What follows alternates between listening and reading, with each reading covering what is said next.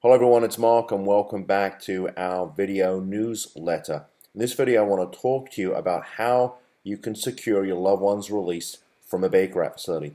So there really are only two ways someone gets released. The first way they get released is that the facility decides to let them go. Now, we get a lot of calls from people who are stuck in Baker Act facilities and we're really good from getting them released. But sometimes facilities will release.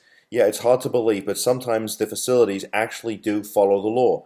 They're allowed to hold a person up to, not 4, but up to 72 hours.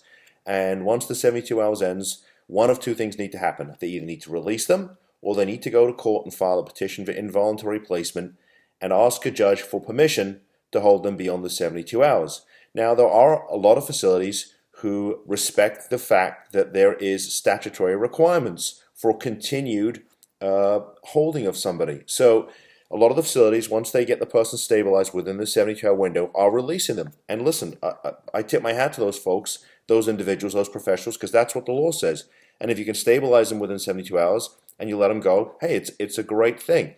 The families need to understand, though, that if this is an ongoing problem, they're probably going to need to take, other actions to make sure their loved one doesn't get Baker Acted again. And I get calls all the time where a family's loved one has been Baker Acted. I mean, multiple times. I had a call from a woman actually in a facility who had been Baker Acted a dozen times over the years. That's frightening, okay? Because that person clearly needs help. So the first way that your loved one can get released is the facility lets the person go because they've done what needs to be done to stabilize them. The second way the person gets released is when we step in, is when a judge orders the person to be released. And so, what's happening, and I want to be clear here, we're talking about where there's abuse of the Baker Act, okay? Somebody had posted on Facebook, basically accusing me of being sort of anti-Baker Act. I'm not anti-Baker Act. When it's done right and when the law's followed, it's a really, really important and useful tool for saving somebody.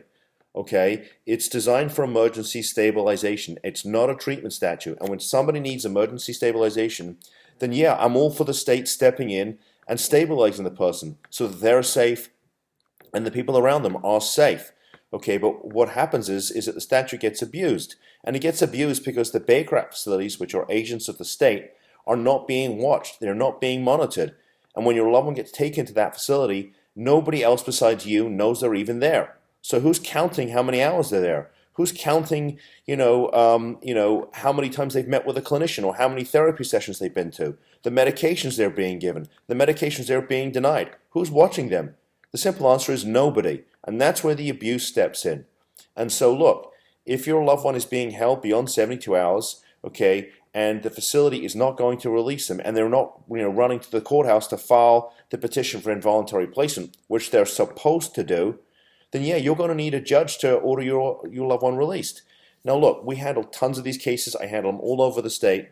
And most of the time, once we step in, the facilities will capitulate. They'll allow your loved one to go because they know they've been caught with their hand in the proverbial cookie jar. They know they're violating your loved one's rights, and they know they shouldn't be doing that. So look, if the facility is not going to release your loved one, okay, and they're not going to follow the law and go to court and get a court order and permission to keep them, then yeah, we're going to need to go to court and get a judge potentially to order them released.